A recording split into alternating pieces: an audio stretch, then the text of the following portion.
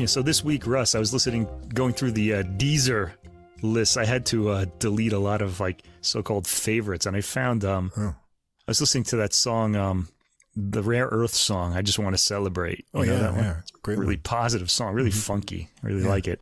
And I was thinking, I remember my dad used to have like a live version of this on 8-track tape back in the day. 8-track, wow. Yeah, and it had a like a 30-minute version of Get Ready on it. And that was you know how 8-track tapes were, where they would fade the song and then it would change like channels, and then the song would fade back up where it left off. That was on 3 different channels, of the 8-track tape. It was crazy. So I did a search for it on Deezer, and they had it. I was amazed. And not only did they have it, but it turns out that back in the day, I had only heard half of the concert because there was like a whole other like album. I guess it was a double album. Oh wow! And I didn't even know it because my my dad only had one of the 2 8-track tapes. Oh, so there's a whole part of that concert I've never heard before. Now I'm kind of been listening to that all week, kind of trying to catch up with my youth there. If I'm not mistaken, they were on Motown Records too. They were on a division of Motown Records, and they had their own label. It was called the Rare Earth label, but it was kind of a a division of Motown. Yeah, Motown was funny. They had like a whole separate, I don't know if it was the Rare Earth Records label, but they had something separate for white funk acts. Right. Like Motown was just for black artists, and then they kind of started signing these like white funk acts and put them on their own sort of label to separate them. A little segregation back in the day. Well, is anyone else out there listening old enough to remember 8 tracks? I don't know. Yeah, or the Rare Earth. Anybody remember the Rare Earth? You should listen. Yeah. I don't know that that's our audience, really. But if they listen to jazz, they might kind of dig the funk from the 70s, because that led into hip-hop as well, all those funky beats and stuff. Yeah. It's really if you cool. grew up in the 70s, you'll remember all of that stuff, and you'll be adults, and that's why you're listening to Adult Music, the podcast with music for the mature and aging mind, with the aging mind, maybe included. Maybe we should change our logo. But we focus on classical and jazz our motto. Here. Yeah, for our regular selections. And this week we're up to episode 113, and we're going all-American this week with all-American classical composers and saxes in the jazz categories. We've got a lot of really good music and some interesting outliers in terms of structure and composition tonight as well. Yeah, well, that would be in keeping with the American way, wouldn't it? Right. Especially like in classical music, they really do go off the. Well, classical music, it's a little newer in America. It's only about. I guess I'd put the beginning of it to Dvorak's New World Symphony, because he really started that whole sort of American style. Right. Before that, it was kind of imitations of European styles, mostly German and French sometimes too. And in fact, here's an interesting fact for you. That's how Japan started in classical music. They founded, this is before World War II, I think. They founded a school for composition, but it was completely based on the German method of composition with the line and the long line going through the work. And they had a French teacher there too, who kind of, I guess, did the French style. But Japan, it didn't really develop its own. It really took some genius to really come up with some kind of style that could be considered Japanese, and that would be Toru Takamitsu. Yeah, and Takamitsu, right? Yeah, but no one was really breaking out of that. It's pretty interesting. It's an interesting history, but they kind of so far it's really Takamitsu there. Now recently we had Ryuichi Sakamoto, who recently died too. Right. But he wasn't really a classical composer. No. He was kind of more of he was a composer though, but he did mostly film music, and he was a bit of a minimalist, I think, in my opinion. Anyway, for all of this music we're going to get to here in a moment, if we've got any new listeners, you can find links for it to Spotify and Apple Music in the description below. Also, you can get all the music in one place. That's on Deezer, our favorite CD quality streaming platform. Just look for the episode playlist link as well. They have podcasts too, so you can check out the Adult Music Podcast and get the playlists all in one place. Now, whatever kind of platform or app you listen to us on, if you don't see the full description or the apps aren't active links, you can always come over to our host site. That's Podbean, podbean.com, and everything's easy to follow there for this and all past episodes. If you enjoy the podcast, please do follow or subscribe wherever you listen to us. Tell a friend if you got any music-minded friends, maybe interested in classical and jazz music, let them know that every week we're going to bring you some great new releases. And take a moment, give us a ranking, write a short review. That helps us get listed in the recommendations for the music categories. It's another way we can get new listeners. You can also come over and follow us on Facebook. We've got a page there, and we post some new releases and other information throughout the week. You can get little updates there, leave a message or comment. We had a lot of interaction with the artists last week on the jazz side. We had Tristan Banks and some of the other drummers there. They were pretty enthusiastic about our episode last time, which was nice. So you can see that kind of interaction happening. You can also get in touch with us by email if you've got any questions or comments. Our email address is adultmusicpodcast, all one word, @gmail.com.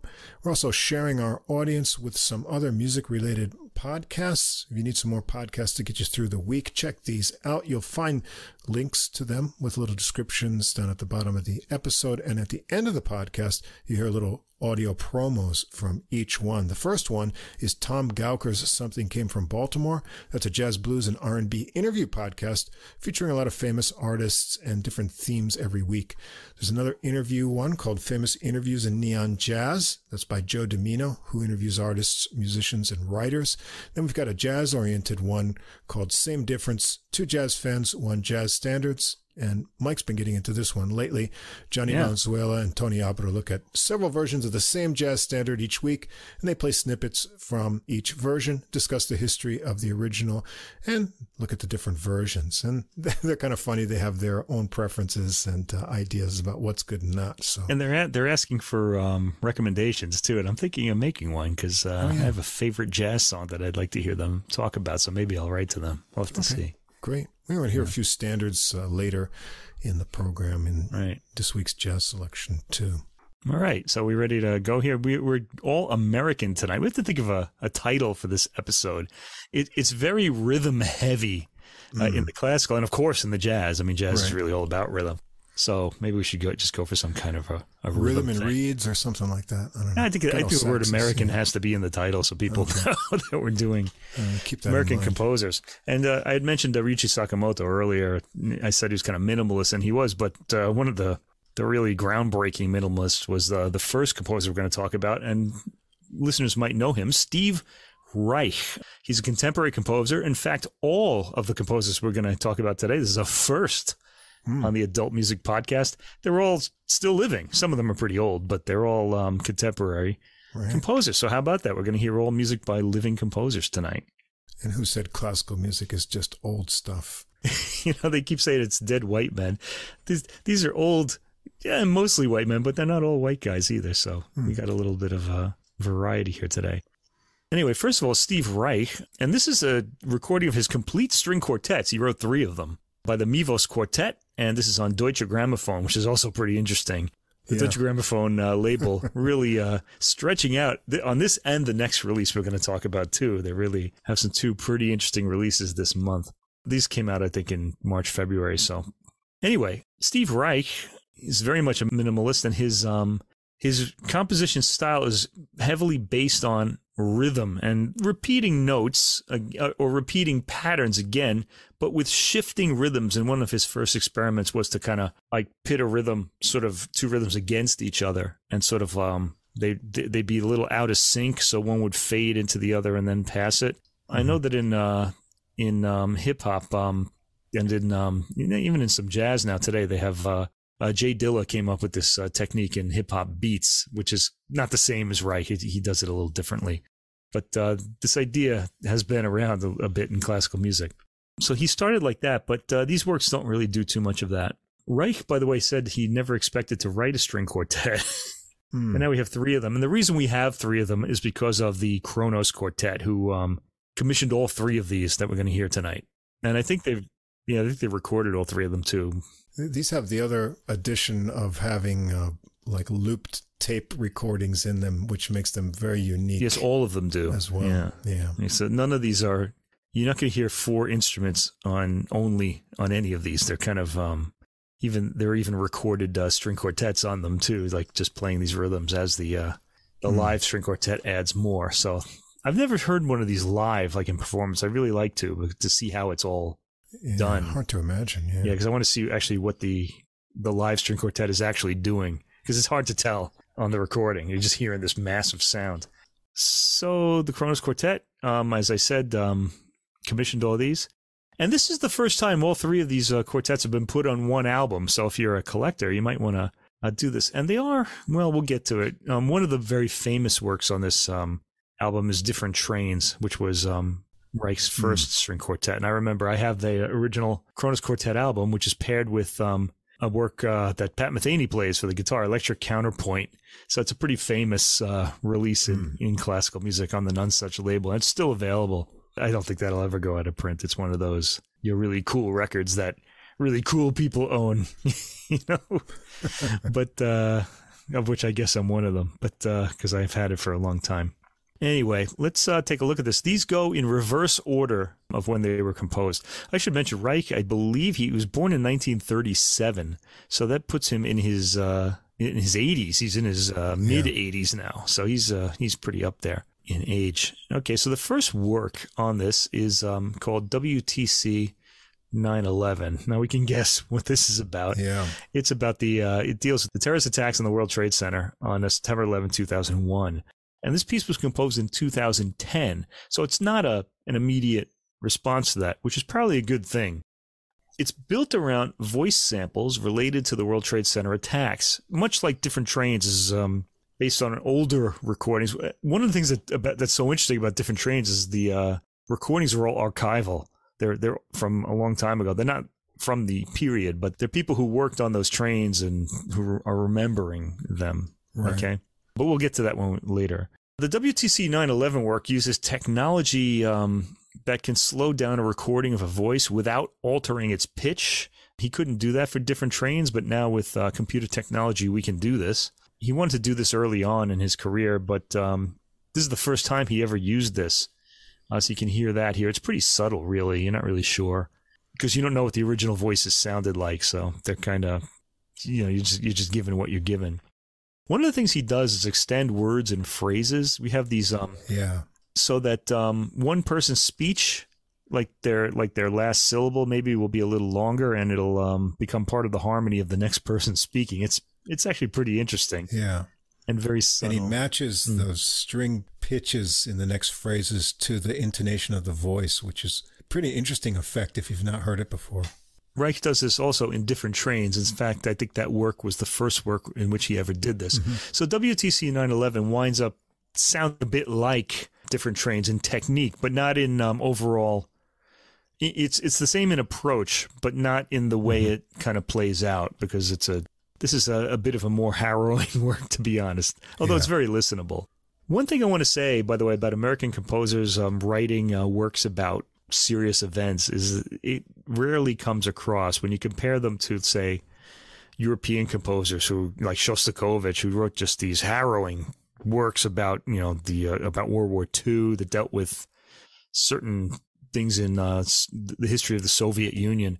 And then when Americans have something like this, when they write pieces about the war or something like that, it really has that same effect. One work that does is George Crumb's Black Angels, which is deals with Vietnam and things like that. That's worth a listen. But if you have anybody in your house who doesn't like music that's going to chase you from the room, you might want to wait till they go away. It's a work I really like, though. It's really kind of exciting. Anyway, let's get back to Steve Reich here and talk about this. WTC 911. The first movement is labeled 9/11/01, which is the date of the terrorist attack. The strings in this case reflect the urgency of the time, and the voices in the first movement are all recordings of people on the day of the terrorist attacks, not of people remembering, which is going to be what the next two movements feature. So this is kind of a unique movement in Reich's music, because Different Trains is going to be, it uses a similar technique, and all of those people are remembering in that case. The piece opens with the sound of a busy signal on a telephone. It's a phone left off the hook, and it's pretty chilling. It's sort of like the sirens and the shrill train whistles in the second movement of Different Trains. I'm already talking about Different Trains. Let's wait till we get to that at the end. The harmony's pretty chilling too. The bass line builds around the cadence of the voice, And once the strings come in, we can hear that the recording is crystal clear with excellent separation between the instruments. And there are more than just these 4 instruments being heard. There are also tapes of the others.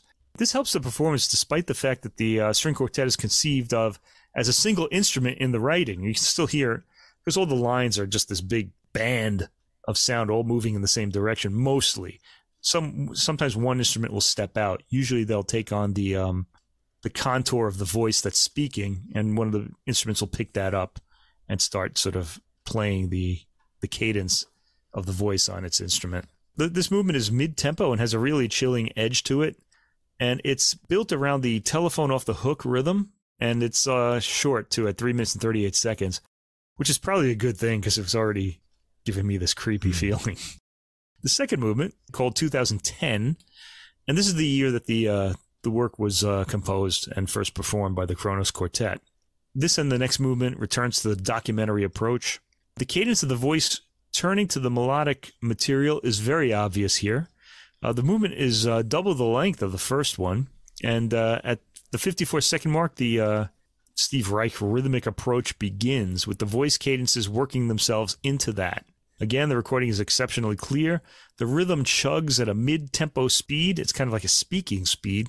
And the voices set the tempo in this. That's not the case with different trains, in which the clackety-clack of the trains speeding on the tracks really sets the rhythm. Let's see. The voices, in the 6th minute, a droning chord stops the rhythm, except for the moments when we hear the voices. The third movement is called WTC. Now, this means World Trade Center, and I think Reich had that intention, but Reich said that his colleague David Lang pointed out that it could also stand for World to Come, as in the credo, I believe in the life of the world to come, right, in the Catholic Mass.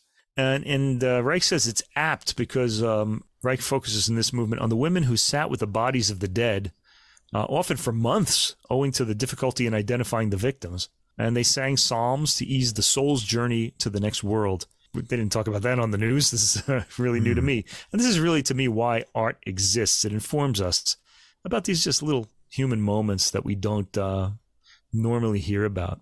We end with the same sound the piece began with, a telephone off the hook. It starts at a slow tempo with a rhythmless chord shifting, and it kind of reminded me of like a Renaissance sort of song accompaniment. It's not like a Renaissance. It's not polyphonic. It's all pretty much moving in the same direction, but it had this kind of light sort of chord feel to it.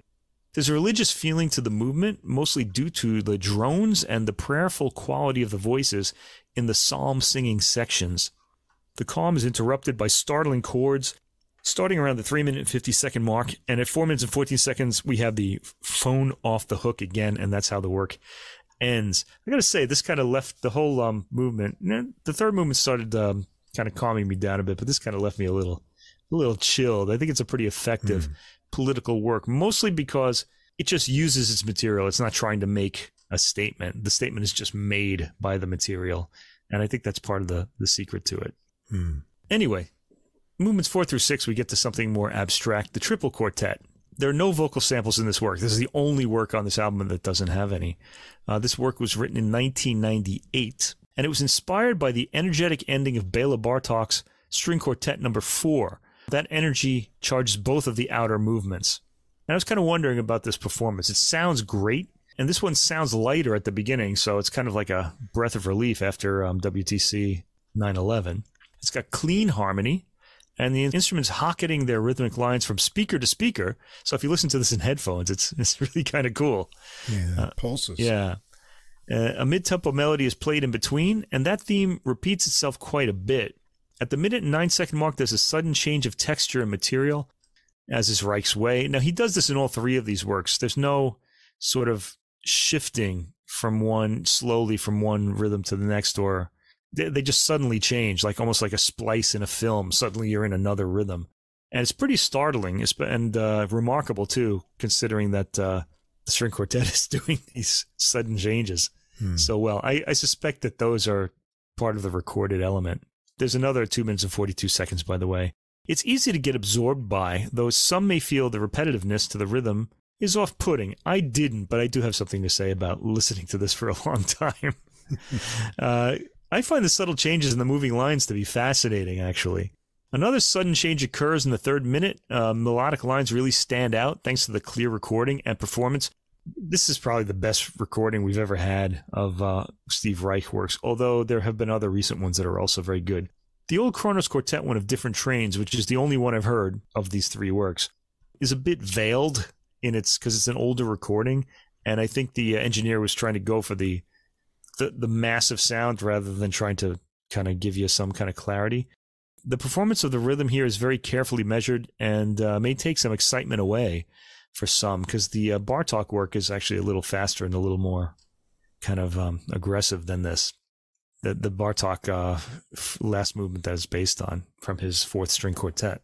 The second movement, these movements are just labeled 1, 2, and 3. They don't have any tempo markings. Reich calls this movement basically one long, slow, multi-part canon. Remember, a canon is like row, row, row your boat, when different voices come in after one bar and they're all singing the same line, just starting at different times. This movement connects to the previous movement. There's no space in between. The rhythm suddenly stops and the material quietens as droning strings are heard, and above them the instruments of the live string quartet play the canonic material at a slowish tempo. The melodic material compresses a bit and the lines get longer as the movement goes on. Just before the end, the material changes and leads directly into the third movement, which is just marked 3. This has quicker music. The patterns continue as the harmony suddenly changes and the movement goes on and abruptly ends after 3 minutes and 30 seconds. I don't know other performances of this work, but I thought the playing could have more aggression, although maybe this is the intention. I really have nothing to compare it to. The recording and performance, though, are both crystal clear, and I believe Steve Reich was on hand for the recording, so if the photos in the booklet notes show him working with the quartet, so I'm guessing this is really what he intends. Okay, that was just what I thought just from hearing other works, but I could be wrong. Tracks 7 through 9 are the very famous quartet Different Trains, written in 1988. It was inspired by cross-country train rides that the young Steve Reich took in the early 40s, and the very different train rides a young Jewish boy like Reich would have taken in Central Europe at that time.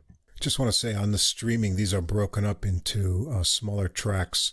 So the whole recording has 18 tracks on the Deezer. So the different movements have parts 1, 2, and 3. Wow. So you'll have to look carefully at the scrolling lines if you're listening on your smartphone or something. So do they have something to do with when the rhythm changes, I guess? The sudden...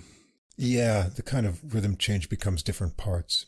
Yeah, the CD does the same thing that the original Kronos Quartet recording does. It just separates the tracks into the three movements. Right. You have set 3 tracks, tracks 7 through 9. So in the on Deezer or on streaming, it would be tracks 7 through what? Different Trains is tracks 11 to 18. Oh, I see. They've done this again earlier, too. Well, okay. I am, of course, going by the CD, but not for much longer because the Japanese yen isn't doing me any favors over here.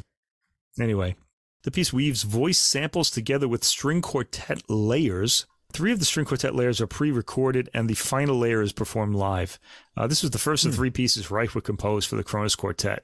And what a difference this is from the Kronos Quartet as far as recording quality goes. The voices, which are all pre-recorded, are really pushed up in the mix much more. You could easily hear what they're saying, and that's sort of relevant to the work.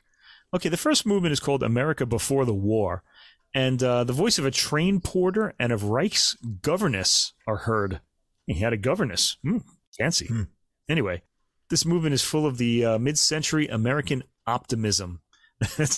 So if you want to remember what that was like, you might want to go to this movement. The clear sound gives this an advantage over the more veiled recording of the Kronos recording. Train sounds are vivid, and the clanging metal rhythm in the opening is 3-dimensional to sound like it's coming into the room. The sounds are like a slightly faster performance than the Kronos, though 3 of the rhythmic string quartet lines are on tape, so I think they would always be the same speed. Just in my sense, I didn't actually measure them against each other. The live quartet seems to be playing the shapes of the spoken phrases that we hear.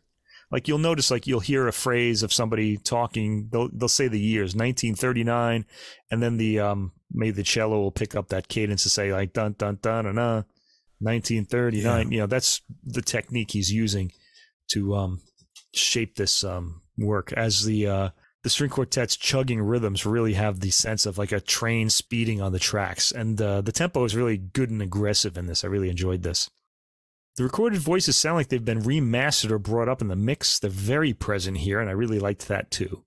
This is a fantastic performance with all the sense of optimism that Reich intends in this movement.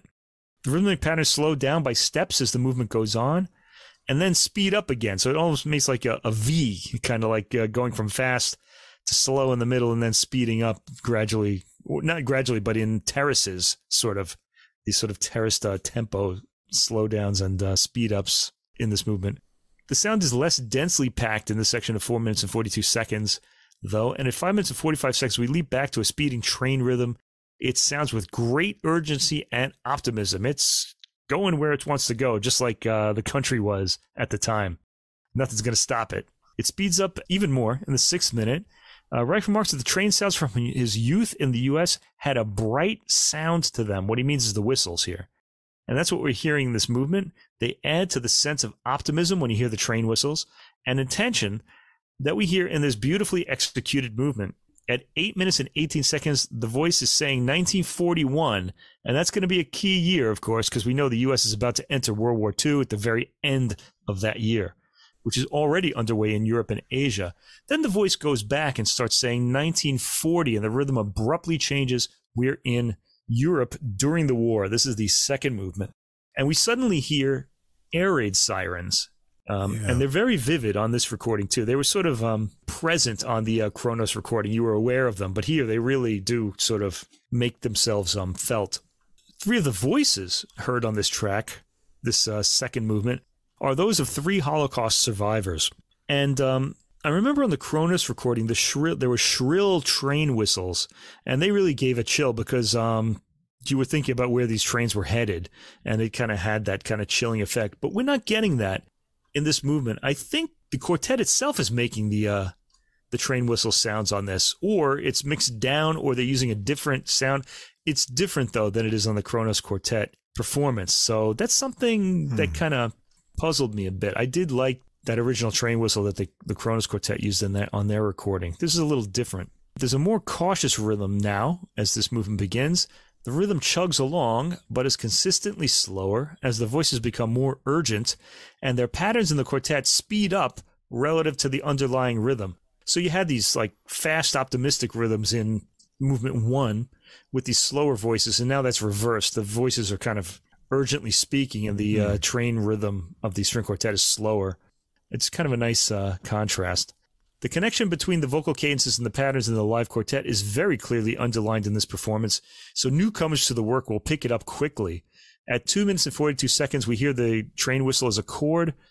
It's not as vivid as it is on the Kronos recording. It's got a completely different sound, as I mentioned, but it's effective. These trains are headed to the Nazi concentration camps, of course. And I have to say, I'm not getting the chill from the whistle sound that I got from the Kronos recording. The train whistles aren't up front here, but the recording is clear and vivid, and they're noticeable as something happening in the background. The different sound is intentional here. This is something that the Mivos Quartet decided on, and apparently Steve Reich, who was present, so he approved. Okay, it's a recorded sound of an actual train whistle. I don't think it's a recording here. The movement fades out as though we're turning our back on the tragedy, which is kind of odd. And then we get a pause, and then we get to the third movement after the war. The music here emerges back into the sun, but it doesn't necessarily end in happiness. The transporter's voice at the end returns and says, "But today they're all gone." And in fact, he says that in about the 6th minute. Well, and I've made a little note here. That's what art's for, or one of its purposes, to remember that which has disappeared. And it's part of the reason we have books, classical music works, and even those old jazz recordings. Jazz isn't the same now as it was then. Anyway, this starts with only the live quartet sounding vivid and vigorous in their playing of the rapid rhythmic lines. A sense of optimism is back as we're back in the U.S. after the war. The recorded sound at 1 minute and 56 seconds is very vivid, and I'm guessing we're hearing members of the live quartet playing the rhythm and the hard bowed chords that slash across them. We're hearing recorded bright train whistles and some familiar confident fast rhythms from the first movement. The optimism fades a bit with the words, "But today they're all gone." which is said by a train porter in the 6 minutes, somebody who used to work on those trains. A sense of nostalgia creeps into the rest of the movement, and a bit of sadness at the disappearance of a world that once was, in the USA as well. And in fact, this is happening yet again. So I guess this work is still relevant today for that reason. The movement just leaves off abruptly at the end. Okay, so to conclude, Reich's music always makes my head cloud over a bit. Focusing on these repeating patterns for such long periods of time is a bit of a strain, easy as they are to follow. I heard the first 2 quartets on one day and different trains on the other, and I suggest you do something similar. WTC 911 can really give you sort of a heavy feeling. The original Kronos Quartet recording quickly became a contemporary classic of different trains. There have been a few other recordings of different trains over the years, all of them good, and better sound quality than the Kronos, which I mentioned has a veiled quality to it. Also, as far as like timbre goes, the Kronos Quartet were never really the best. They were kind of aggressive and exciting, but they didn't really have a beautiful sound. I think they wanted more of something. They wanted kind of a nasty sound just because of the way they presented themselves. But they sounded good, but it was a little more rough sounding. But this particular performance, this one of the Mivos Quartet, might be the best recorded performance of them all. There are significant differences in the details of different trains that you'll want to hold on to the old recording while adding this one. So this doesn't replace any of the older recordings because it's just a little different. Performances are excellent and they're really top drawer, and the recording is the most vivid I've heard of these works. This is the only release, as I mentioned, to have all 3 Steve Reich string quartets on them, and you shouldn't hesitate if you're looking for a recording of them all. This is really a must-have album for Steve Reich fans anyway. He's been being recorded a lot lately. There's just, in fact, there's a new recording by the Colin Curry group that just came out like last week or 2 weeks ago that we may or may not talk about. It kind of depends how things go. But that I'll definitely be listening to at some point. And this is another welcome addition to the growing catalog of recordings of his music. Yeah, this music is definitely machine-like in character, and also incorporating those recorded kind of loops. And now normally I don't care for this type of approach to music. It's just a little bit too mechanical for my taste. But I was interested in these, especially for the subject matter. So the World Trade Center, of course, I watched that happen on live TV from Japan, which, still is in my memory. So, hearing these voices retell that with the this narration. Yeah, I remember we were where I was living. I had other friends over, and we were listening to it on shortwave radio. I mean, it was on TV, but I mean, yeah.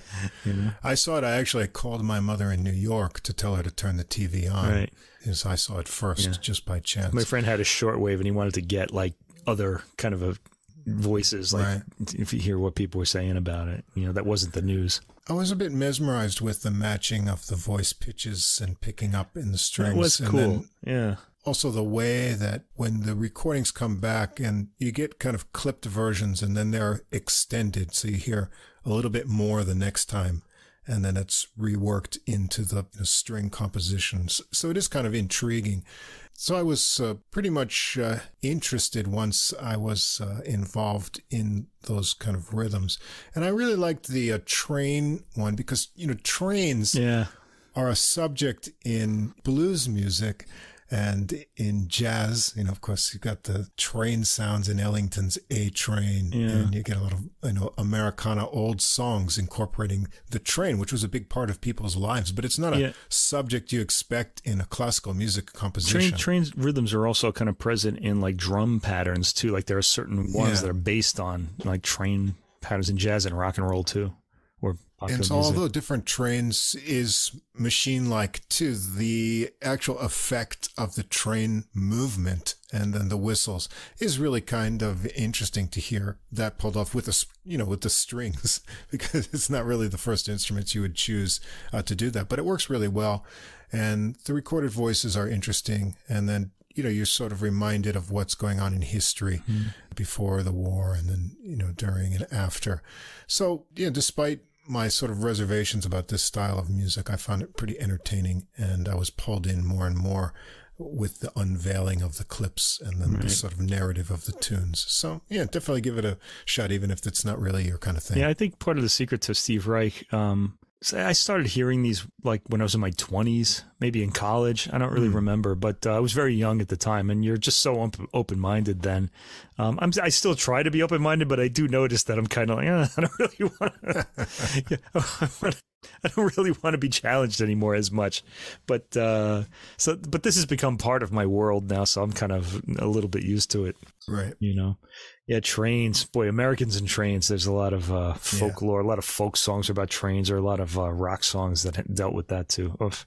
So this really is right into the American sort of story here. Different trains. All right, next, a recording called The American Project with Yuja Wang, super virtuoso, amazing superstar pianist Yuja Wang. She was Chinese-born, on the piano with the Louisville Orchestra and conducted by Teddy Abrams, who's also the conductor of the main work on this album. And this is on the Deutsche Grammophon label. Again, Deutsche Grammophon, really adventurous these days with these contemporary releases. Nice to see. Anyway, I didn't really write anything about this until we get to the Teddy Abrams Piano Concerto, but this album starts with Michael Tilson Thomas, the famous conductor. He also composes. And this is a work he wrote for Yuja Wang. You come here often? For piano solo. As in, hey, do you come here often? Something you'd hear in a bar. And we do get that sense from this piano solo work. So whenever I hear a new work for piano solo, I'm thinking, oh, I wonder if I could play this. And no, not this one. This sounds really hard to play. Anyway, Wang is the dedicatee and first performer of this piece. It was written in 2016. It's about 5 minutes long, a little less than that. The opening is inspired by rock music because of the repetitiveness, I think. It doesn't really sound like a rock. It's got a fun bass line. Yeah, it's got one of those repeating bass lines. It starts rather quietly, but with an aggressive, tightly etched rhythm. The opening comes across as an aggressive kind of minimalism, with themes repeating as in a rock song, though it doesn't sound like rock to me. In the first minute, the rhythm suddenly changes to something more spacious and slow. At the 2-minute mark, the opening material is heard again. At 2 minutes and 30 seconds, it's another musical comma. Then the opening material threatens to start up again, but something more spacious intervenes. There's an actual wolf whistle at 3 minutes and 32 seconds, like some guy whistling at a pretty girl in the bar, which I guess reflects on the title. The speedy, tightly etched rhythmic material comes back at the end, and the piece ends with a rousing final few measures. Again, some pretty amazing virtuosic playing by Yuja Wang in this piece, but that's just a warm-up to what we're going to hear next, which is absolutely astonishing. This is a piece by Teddy Abrams. It's his piano concerto, and it was written for Yuja Wang in 2021. It's hot off the presses. It's the major work on this album. It's about 40 minutes long. And when you think about what you're going to hear Wang playing on the piano almost continuously for 40 minutes, this really is something up there with hearing Marc-André Hamelin play the concerto for solo piano by what's that guy's name? The French composer. When I was in college, I heard this. It's this 30-minute movement of I can't remember. It's slipping my mind now. I can't believe this. I'll get to it soon. Anyway, this was written for Yuja Wang in 2021 and premiered in January 2022 as a companion piece for a concert featuring Gershwin's Rhapsody in Blue. Yeah, and you could pick up on some of that related Gershwin-like themes in this as well. Yeah, so right away, though, I'm wondering, the Rhapsody in Blue isn't on this album. Why not? Yeah. I mean, it would be good to put them together. Yeah, although this work really does go virtuosically way beyond the Gershwin piece. But the Gershwin piece is so well known and appealing, and I really would have liked to have heard Wang play it just to hear her take on it. Yeah, but we just get the Abrams piano concerto and the Tilson Thomas solo piano work, and it's a 48-minute album. The Gershwin could have easily fit on. Anyway, they didn't do it, so here we go. But I have to tell you, this is a pretty amazing, exhausting work to listen to. Yeah. So it's just as well in a sense. But then again, you could have just listened to them on different days. Anyway, there's plenty of space on this record for that. They didn't do it. Abrams is going for an American sense of plurality and interconnectedness in this work. Track 2, this is the first section. This is really, the work is divided into 11 sections, but they all sort of connect to each other. I'll go by the track number here. So track 2 would be the first section. This is the overture, and it's labeled Swing. And it actually starts with a vocal count, as though someone's counting down a jazz band or a rock song or something. It's jazzy with a swing feel and some good sounding wind and brass harmony. The orchestra gets a good swing feel, which makes me feel relieved. They are, after all, in good hands with the conductor. Those brass could be more brash sounding for more of a big band feel, but we're in the concert hall after all, and they actually liven up towards the end of the first minute. We get to track 3, which is Cadenza 1, and this is the first time we hear the piano in this work. It's a wild entry with an aggressive glissando. Boy, she really attacks the piano with these glissandos. I can't even imagine what this would do to your hands. Followed by old-timey stride or boogie-woogie piano style. And I have to say, Wang puts the style across pretty well, completely with some fast runs in the right hand. Wang seamlessly goes from stylistic change to stylistic change, playing the material as if it's all of a piece. I could imagine other pianists not quite holding all of this together. In the second minute, the style shifts out of jazz and into a more measured rhythm, back to jazziness in the fourth minute, and some virtuosic pyrotechnics, especially in the right hand. I'd say it's astonishing, but I've been hearing Wang's playing for some years now, and if you're new to her, prepare to be wowed here. I've been hearing her playing for some time now, though. The fourth track is Exposition. The wildly swinging big band sounding orchestra re-enters during a keyboard length wild piano glissando and then starts a tension building chugging rhythm which abruptly stops at the 46-second mark. A mellower section quickly follows with some familiar themes, and we hear the piano and orchestra together for the first time. This is in track 4. The section ends with rapid repeated notes and figuration in the piano. Track 5, Orchestra Break, is a quasi-jazzy tension-building section with gradually building harmony. It's brief at 46 seconds. Track 6, Exploration, and the piano has a quickly played entry here, then plays some rapid rhythmic figures with the orchestra. Wang's athleticism is amazing, and by now you're really starting to get a sense of what you're actually hearing. She's constantly playing at high speed in this piece. In this section, she and the orchestra trade ideas, the orchestra coming up with new rhythmic ideas each time it re-enters. The piano is mostly playing high-speed figuration, most of it percussive, requiring a lot of strength from the pianist. It's kind of a strength, but you have to be relaxed in order to play this rapidly, so it's a pretty amazing performance. A downward octave scale in the piano, very hard to do, I should mention, leads to a tonic chord with a new section in the orchestra, featuring what sounds like an amplified acoustic guitar and some nice traded lines between wind instruments playing ostinato patterns. Abrams has some pretty interesting orchestration ideas as well in this piece. Track 7 is Cadenza 2. This sounds Lisztian and romantic. We've completely left the jazz world now. It's a complete departure from what we've been hearing. Wang gets a solid booming sound from the bass end of the piano. There's lots of quick figuration in the right hand, lots of virtuosic ability on display here, particularly in the speed of the repeated notes in the first minute. We go back further in time just before the second minute as we hear a brief note against note pattern, but the virtuosity gradually comes back in. And we're back to 19th century gestures, mostly building up to a targeted chord. Track 8, Relaxed. This is a break for the listener as well as the performers. It's slower and spacious and gives the listener a chance to slow the adrenaline down. This really is getting me all pumped up listening to this, like I'm listening to a hard-rocking electric guitar recording. And 1 minute and 4 seconds is a light Latin rhythm, a complete surprise. Again, this piece is about the plurality of the American people. And the piano and orchestra play a song-like set of patterns. It turns into a sunnier movie score-like tune at 1 minute and 40 seconds or so, amplified in the second minute. Track 9, Solos. Some interesting orchestration is heard here as this theme takes on a 1970s popular tune rhythm and melody.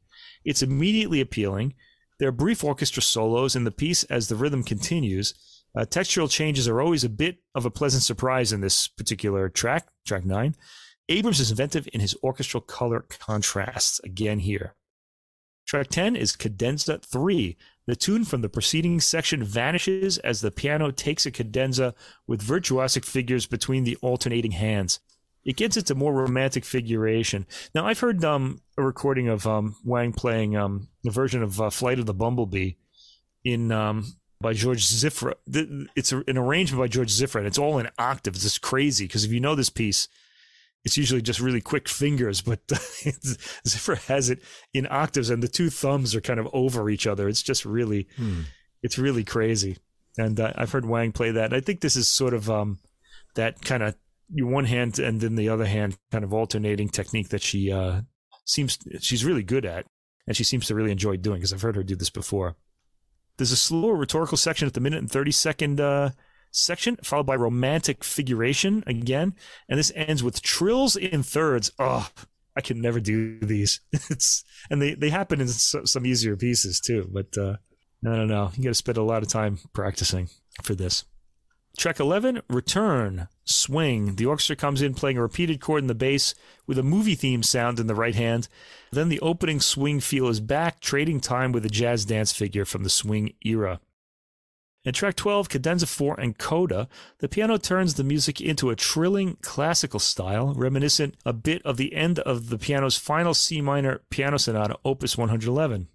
Then a new theme starts, building to a climax. The orchestra takes over, introduces a jazzy rhythm that suddenly turns into a wild jazzy feel. The piano plays lightning arpeggios up the keyboard, and as you'd expect, the work ends with a thrilling build-up, interrupted for a final piano appearance, then a Gershwin-style Rhapsody in Blue ending. So the composer I was trying to think of at the beginning of this was Charles Valentin Alcan, and there was a very famous recording of Marc-André Hamelin, the super virtuoso of the day, who is still with us, played this concerto for solo piano. He's recorded it on Hyperion, but that one was on a label called Music and Arts, and we knew there was like some new kind of pianist among us at the time. And Wang is really continuing that tradition and may even be even more electric, at least in this piece. It's a pretty thrilling piece, the Abrams piano concerto, and the performance from both Wang and the orchestra is thrilling. This really is a must-hear piece, especially for Americans, and goes to the top of the list of best of the year recordings as far as I'm concerned. The score itself is full of thrills, and toward the end smiles as other less virtuosic material comes in. It may become an American classic if anyone else can play it. This sounds like really hard to play. It's going to be one of those pieces like the Charles Ives second piano sonata that's only for an elect few. Wang's amazing virtuosity is on full display in certain sections of this work, and also she plays in different styles. There's the jazzy style, then there's the Franz Liszt kind of romantic style. We get all sorts of different genres of music kind of in this whole melting pot of a piano concerto. She seems to have the measure of all of these American styles and characterizes them well, and the Louisville Orchestra under Abrams' baton gets the various American qualities necessary for this complexly layered piece. Now, I said it's complexly layered, but it's an easy listen and very enjoyable. In fact, it really might get your blood pumping. It's a piece that overwhelms the pleasure centers the first time you hear it. It overwhelmed my pleasure centers, at least. I was all amped up as though I'd heard a hard-rocking or swinging album. The Tilson Thomas work is a nice opener, full of deeply etched rhythms. People usually don't understand what I mean when I say a classical performance is exciting, but hearing this album, you'll understand what it means. Anyway, must hear. There you go. In some ways, it's like, what's the Russian recording we heard a few weeks ago? Oh, God, I don't remember. What was it? You know, the Russian guy who writes the American style piano Kapustin. works. Kapustin. Okay. Yeah, that was a German pianist on that one. That was Frank Dupree playing Kapustin's music, yeah. Yeah. The music is somewhat like that in nature. There's constant change of style and tempo. So I found it kind of exhausting with that it change was exhausting. and press I forward. thought so too. You got to have the energy to make it all the way through. So you got to be in the right mood. But it is really good fun. You can pick up the Gershwin inspiration in the final kind of climax, like you said, also in the movement 3, the exposition. And what it does is it sort of incorporates a lot of American style beyond the Gershwin era. So you get some more modern jazzy things. I really liked the movement 8 the solos one. It's got a funky and bluesy kind of Ramsey Lewis type of piano thing in there as well. And so it has some more modern beats and things there. And then the return and swing, that was kind of fun, almost like a crime theme in there. So it's virtuosic but lighthearted in entertainment. Too. Yeah, it's constantly keeps you changing, and it just keeps pressing right through to the end. So it's a giant piece of music that just keeps moving forward. It's got to be exhausting to play. I think it's good fun. It'd be interesting if anyone else will try to make an interpretation of it too, and see if it becomes sort of a standard repertoire piece, because it does have all these really little nuggets of Americana music in there. I think if it does become an Americana piece or a famous, like on the level of Gershwin's Rhapsody in Blue, it's going to have to be slowed down a bit, because it sounds like, geez, it's a pretty thrilling performance, and yet the jazz material breathes properly, although it's very, very fast. It does seem kind of, it gets the character, let's say. So this worked really well. This is always a thing that makes me a little nervous when there are jazz elements at a classical piece. Are they going to be able to put it across? Because I remember recordings from Europe in the 1980s where they just didn't have the jazz feel at all. That has changed now, though. I mean, they get it as well as anybody else. But sometimes you still hear people speeding through. They don't leave enough space. There's something about the way a swing rhythm has to breathe. It's really a feel, that classical musicians don't spend so much time with. So you have to have a good conductor that knows the style, I guess. Anyway, I kind of thought that the next piece we're going to talk about would have sounded a little more like the previous piece, the Abrams piece we just heard. This is Danny Elfman, his violin concerto called 1111. This is paired with Adolphus Hailstork, another American composer, piano concerto number 1. Sandy Cameron is the violinist for the Danny Elfman piece. Stewart Goodyear plays the piano for the Hailstork. And we hear the Buffalo Philharmonic Orchestra, conducted by Joann Falletta. This is on the Naxos label. This is an album of concertos that the booklet aptly describes as from the American vernacular, sort of as the previous piece by Abrams that we've just heard is. Despite the American connection, these styles contrast heavily with each other, which is what I'd expect. There's no real American style of anything. We're very much a set of, it all kind of comes into this big thing called American, but all the styles are very different of all the different kinds of music we have in the U.S.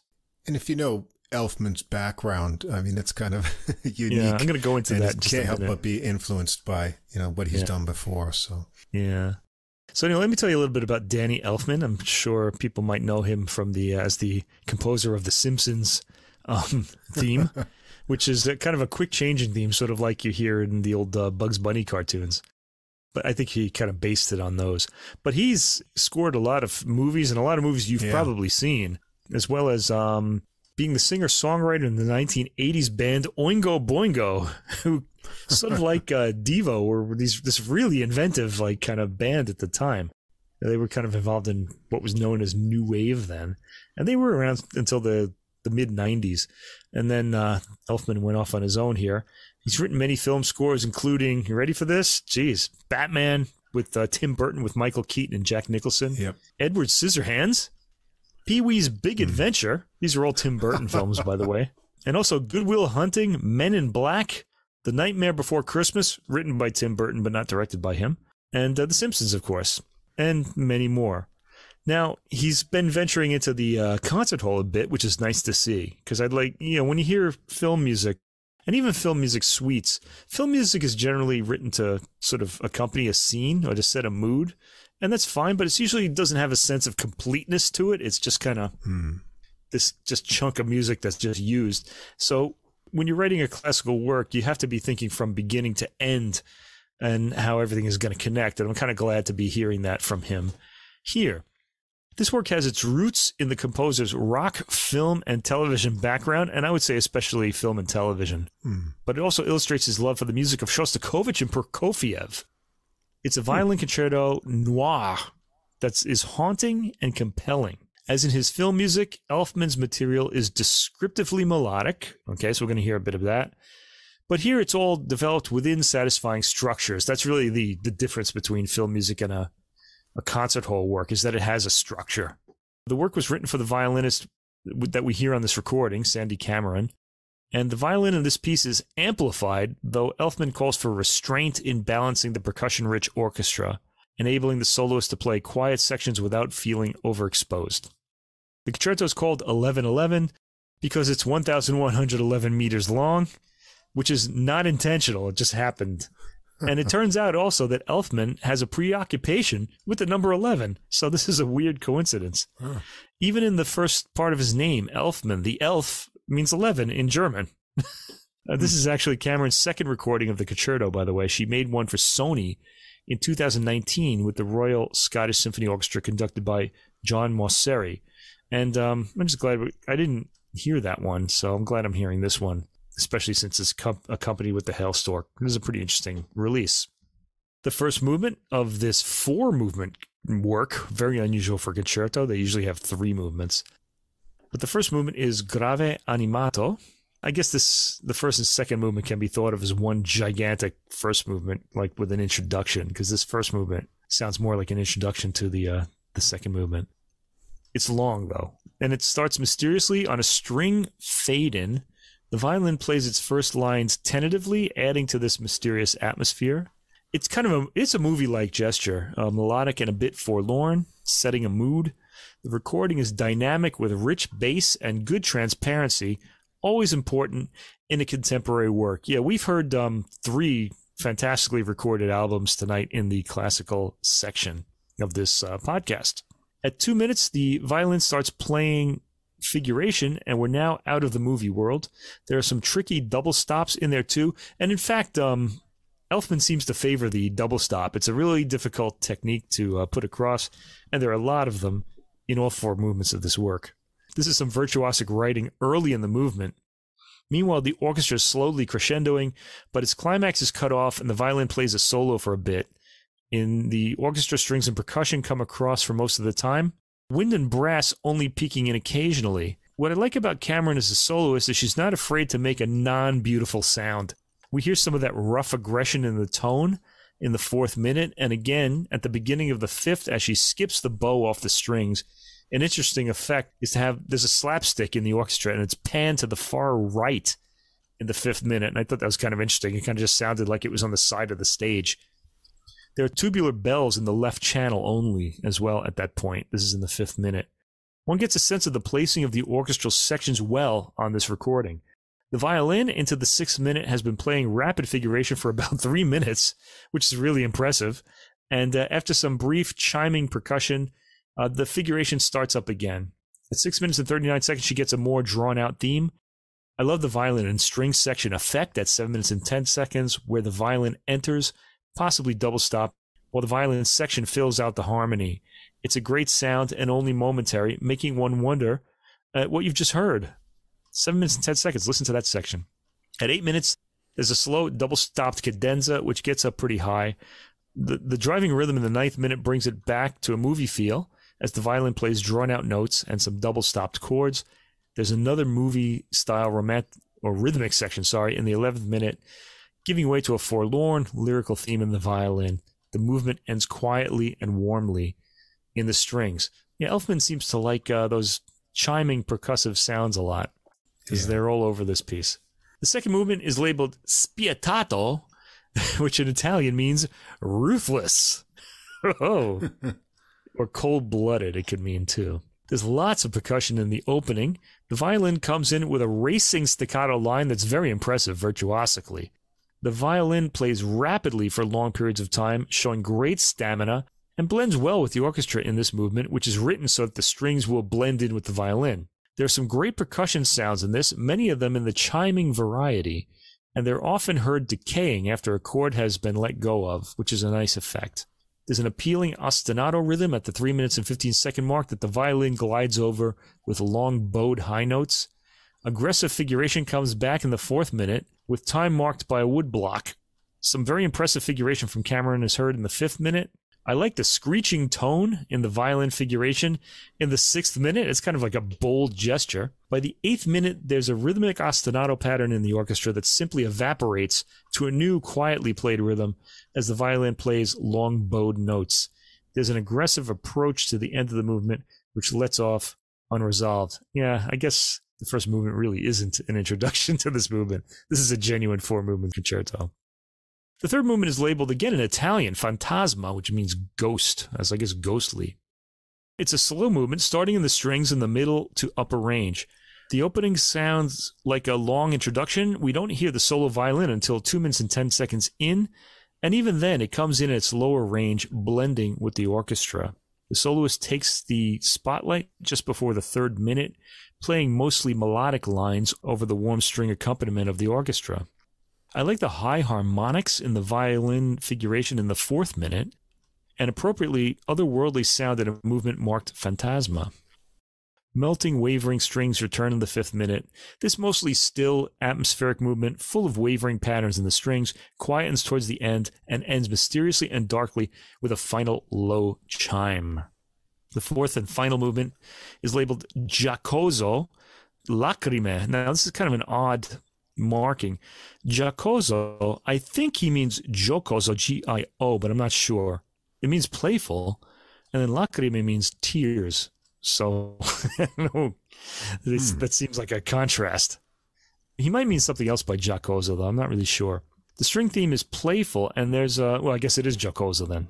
The string theme is playful, and there's a cool bassoon peeking out of the texture, which remains string-heavy. Elfman is very adventurous in his scoring. He seems to like the percussion a lot. But I do wish there were less strings and more winds and brass in this. And the strings are fine, but they seem to be leading a lot of the material. Anyway, that's just a minor quibble. This is his vision, so I don't want to interfere with that. There are a lot of stop and start rhythms in this movement. The violin playfully goes along, playing long but quick phrases. The bass drum has real presence on the recording. Listen to the 2nd minute. You can tell precisely where it's placed by the balance of the recording. There's a gorgeous violin and percussion chiming section in the 2nd minute as well. In fact, there are a lot of these in this particular work. In fact, twinkling bells, a lot of them in this piece. The playfulness comes crashing down into a dark high waves of the C pattern for the 5th minute. This quietens, then reemerges at mid-volume with rapid violin figuration in the 7th minute. The ending has a real sense of arrival, but before we get to the goal, the driving rhythm drops off, the violin and orchestral strings play lilting lines, and the piece ends in a natural fade. Tracks 5 through 7 are the other concerto on this work, a piano concerto, number 1, by Adolphus Hailstork. This was written in 1992. Hailstork was born in 1941, so he's been around for quite a while now, and he's still with us. The concerto draws on Hailstork's African-American heritage. It's a work with energy and high spirits, reflecting the rich traditions of jazz and blues, but sounds like neither of them. But we'll get into those elements when we get there. Another American trait, as we heard in the previous concerto, is eclecticism. America is or the United States, I should say, is the eclectic nation par excellence. And we hear that in this piece too. Hailstork graduated from Howard University and then went to Fontainebleau in France to study with none other than Nadia Boulanger, where many of the great composers of the 20th century studied. The first movement, marked Moderato, has the piano and strings begin the work with a unison line, sounding a bit like a spiritual melody, meaning from a spiritual. Piano arpeggios are followed by bell-like chords. The theme suddenly changes in the first minute, featuring a more aggressive piano playing octaves, then building tension towards a climax and veering away from it. The rhythm changes often and unexpectedly in this movement, the piano playing figuration that quickly changes with it. It's a pretty passive-aggressive movement, hard to track with words. In the 4th minute, there's an attempt to climb toward a climax that gets thwarted by a sudden veering into quick piano octaves. The movement ends in a quiet, mysterious, natural fade in the strings. I would encourage you to hear this because there's really a lot of material in this that goes by very quickly. The second movement is the slow movement, Adagio. Starts with brass chords, nicely arranged with a clean hunting horn sound. The piano plays its gently questioning theme. A warm melody is heard in the strings in the 2nd minute as the piano plays slow arpeggiated phrases. This theme in this section has a dusky quality I associate with the spiritual. The piano figure starts climbing and arrests on a final note. String harmony comes back in. I should mention the recording here, though still transparent, isn't as present as it is in the Elfman concerto, probably because of the presence of the piano. The microphones would have had to be moved back a bit, I think, because the piano can make a very loud sound. The piano does a crescendo on its line and again ends abruptly in the 5th minute, with the strings commenting. At about the 5-minute and 20-second mark, the piano starts rapid figuration for the first time in the movement. He practically has a cadenza here. Things are quieted down by the 7th minute, which features the solo piano playing in its open arpeggiated questioning style. The strings bring back the dusky melody of the spiritual. We hear this at length until a final ending chord is reached and extended in a long arpeggio by the piano. The movement ends in an unexpected key, suddenly dropping after the arpeggio. Then we get to the 3rd movement, which has a lento introduction followed by a vivace main section. This has a warm string line at the beginning and suddenly takes off into rapid, winding, rising figuration in the strings. The piano comes in at 1 minute and 11 seconds to continue the aggressive string line, then falls into accompaniment momentarily. Pretty orchestration with chiming percussion accompanying the piano is heard at 2 minutes and 30 seconds. Beautiful smooth scale lines by Goodyear toward the end of the 2nd minute. He's the pianist, Stewart Goodyear. With perfect tonal texture as well. He's an excellent pianist. We're hearing 2 really excellent soloists on this album that seem to understand the material very well and put it across very well. Quick changes of texture occur, varying from quick figuration to big-boned orchestration of the theme. This leads to a flute melody halfway through the 5th minute. In the 6th minute, the piano plays a sparkly melody over an ostinato bass pattern. He stops. Warm string harmony comes in and crescendos and builds tension harmonically, heading to a release, heard after some extensions of the material to end the piece on a forte chord. Anyway, first, it's nice to hear Elfman's concert music. I hope we'll hear a lot more of it. The Violin Concerto is a pretty long piece in 4 movements with a lot of ideas. It's all appealing, with contrasting sections juxtaposing each other, aggressive to lyrical or forlorn. Elfman relies heavily on the string section to carry the orchestral material, with winds and brass mostly blending in and percussion playing a big role. Strings also play a big role in the orchestration of Hailstork's piano concerto, setting atmosphere in the more spiritual-oriented sections. This composer is new to me, and I found the work eminently listenable, though it jumps around a lot in the first movement. It's a modest concerto, but an enjoyable one. And in fact, I want to say, with all the attention on Florence Price's music, she's being held up as a forgotten American composer now. I really have to say, though, I enjoyed this a lot more. I felt like I wouldn't call it the blues. They're referring to blues, but I'm thinking of this as like spirituals. And they're more well integrated into the score. I feel like they belong in the structure really clearly. They integrate really well into the score is what I want to say. The playing does the music justice all around, and it's an enjoyable album of composers with music to discover. And I want to hear some of, I've noticed that Naxos has also released some of Hailstork's orchestral works, his symphonies, and I'm going to have to check those out, I think. I thought this was a pretty interesting piece. Yeah, this was an interesting choice. Yeah. Elfman's orchestral works is my first listen to it. You can definitely pick up the cinematic influence in the tonal choices and, kind of brooding atmospheres that he creates. They're really interesting, though. And the violin was pretty intense and a lot of different feels going from lush settings to mysterious moods. And I'd be up for listening to more of his works, and hopefully he does some more different instrument kind of concertos or something in the future. It'd be interesting. I was pretty impressed with his grasp of what the violin can do and then how to offset that with the different orchestral passages. So I've found it kind of engaging. The Hailstork, I'll have to listen to this again. My first listen to this composer, I could pick up on the jazz influences a lot in the first movement, and I thought the piano theme in the Adagio was really endearing, and the final movement's got a lot of different moods, and the orchestral textures were interesting. So as you said, it would be interesting to hear some of his orchestral pieces as well. I'd like to get a bigger picture of his sort of style of composition. Yes, me to support your contemporary composers, please, especially this one. He's up there in years now, so let's give him a lot more recordings and performances before he's not with us anymore.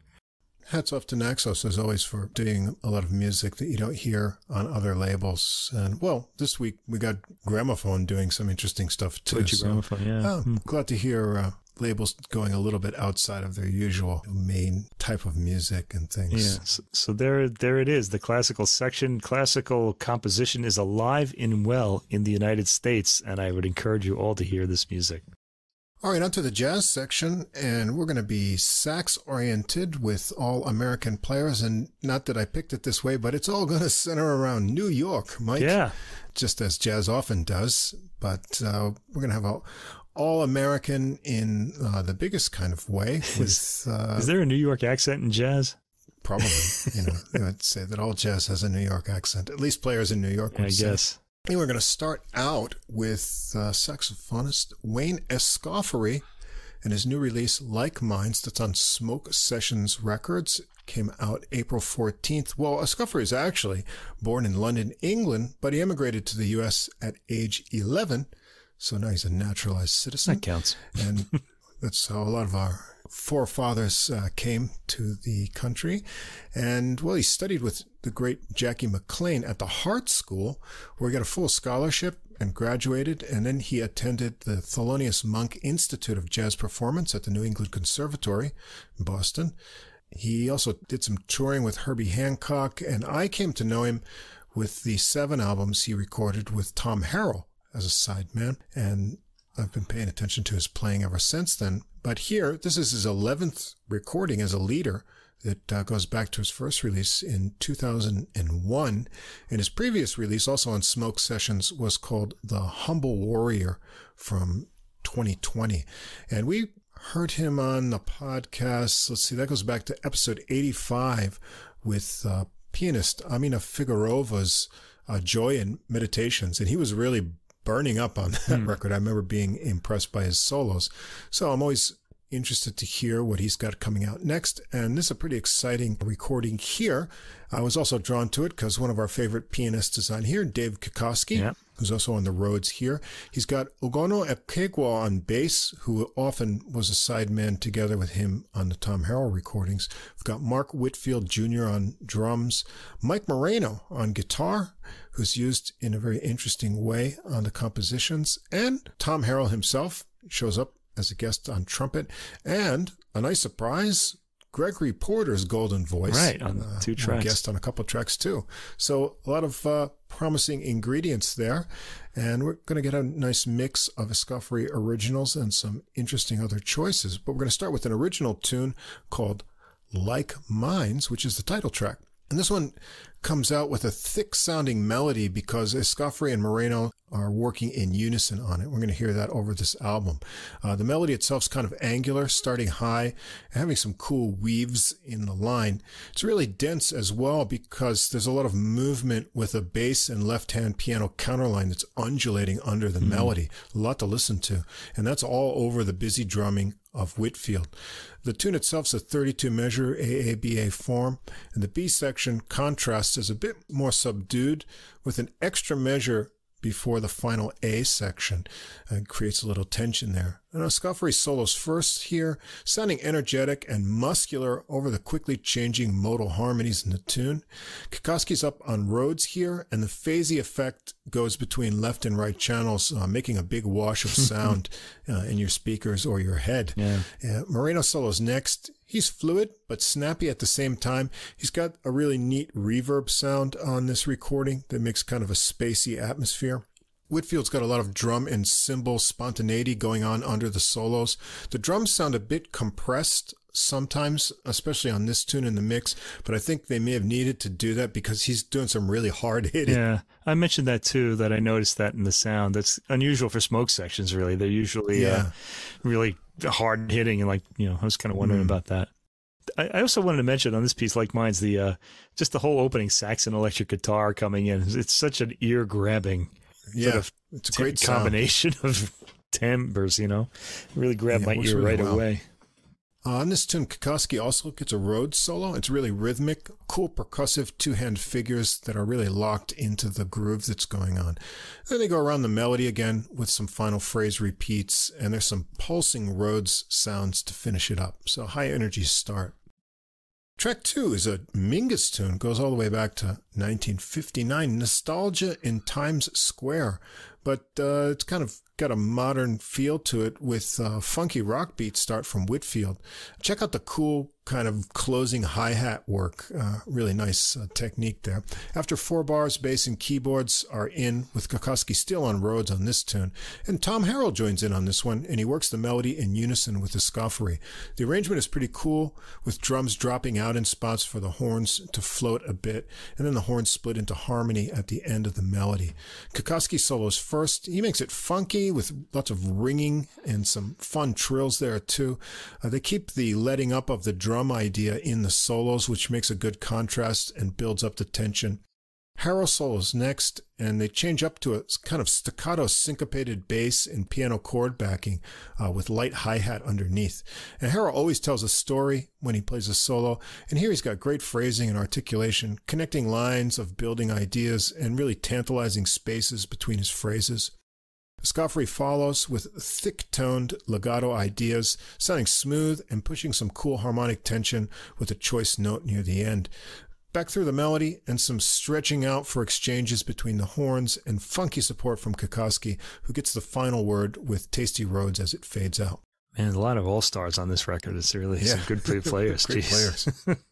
Another Escoffery original for track 3, Sincerely Yours, and there's another tune with Moreno's guitar working the melody together with Escoffery. The opening section is 24 measures with syncopated guitar and sax lines and drum fills from Whitfield. And then it breaks into a more charging swing feel for a 32-bar boppy melody, which sounds like 2 rounds of 16 bars. Really nice unison agility in the sax and guitar with cool little triplet figures in the melody. Escoffery solos first with a lot of energy in forward-pushing snappy lines that turn into speedier phrases. Kokoski's on acoustic piano here, and he had some nice percussive chords cheering on Escoffery's solo. There's a 16-measure transition section before Moreno's solo, and it's the opening section we heard at the beginning of the song from the 9th measure on. So I guess the first 8 measures of the tune is like an intro. The Moreno makes smooth melodic lines with a lot of rhythmic variety in his phrases. There's another transition section before Kokoski gets a solo.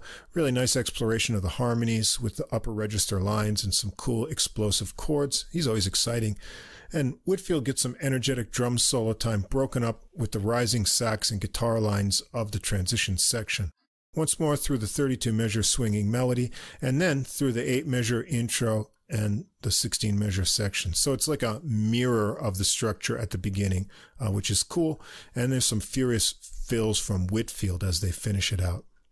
All right, enter Gregory Porter for track 4. So Escoffery original called My Truth.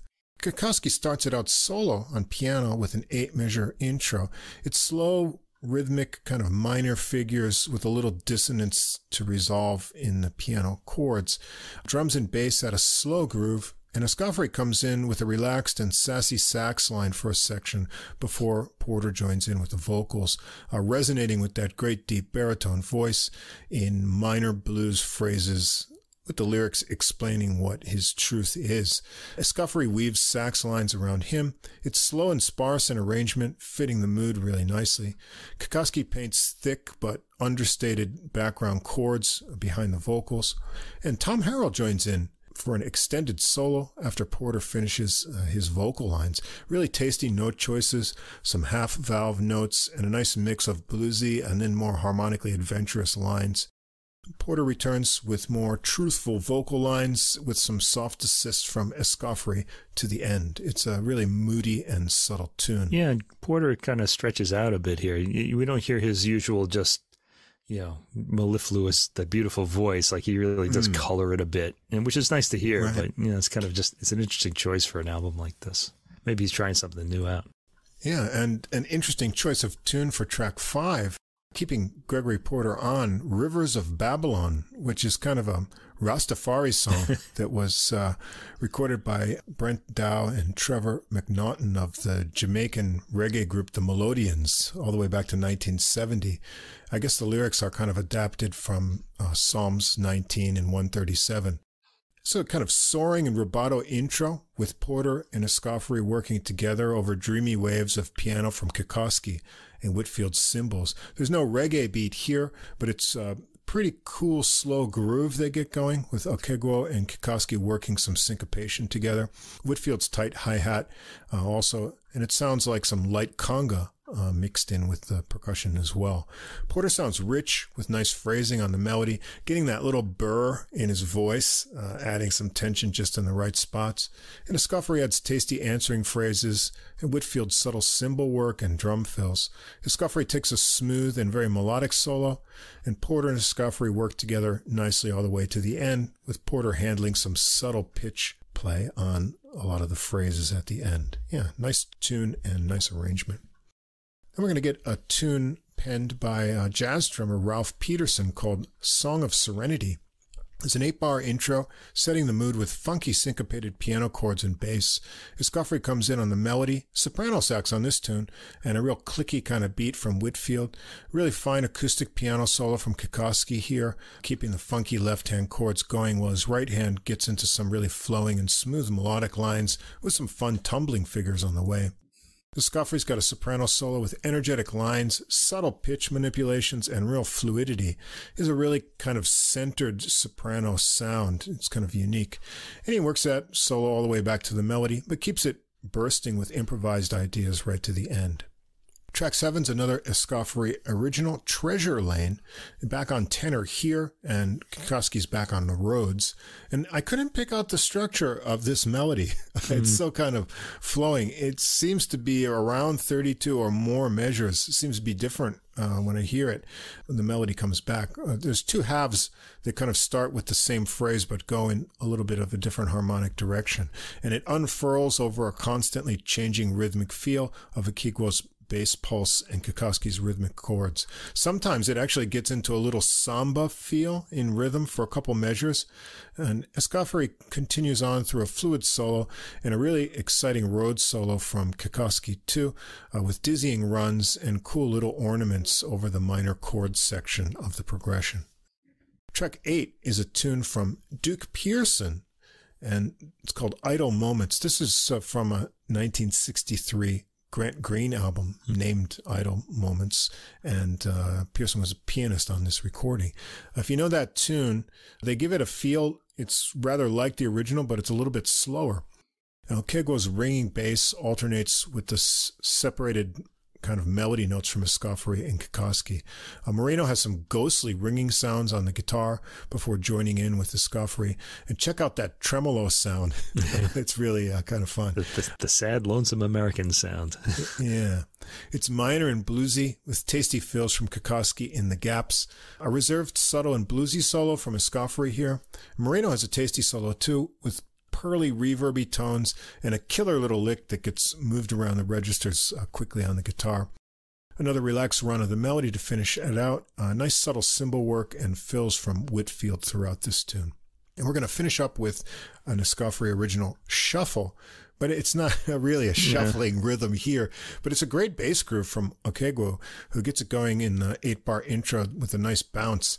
The melody is minor and bluesy, with a lot of cool interval lines worked together by Escoffery and Moreno to get that nice guitar sax mix. It's a 28-measure melody with big changes in the 9th and 21st measures. They go around twice, and Escoffery launches first into a fiery solo with some angsty and edgy tone and some crying high register licks. Some gruff puffs and smooth searching lines with digs into the lower register too.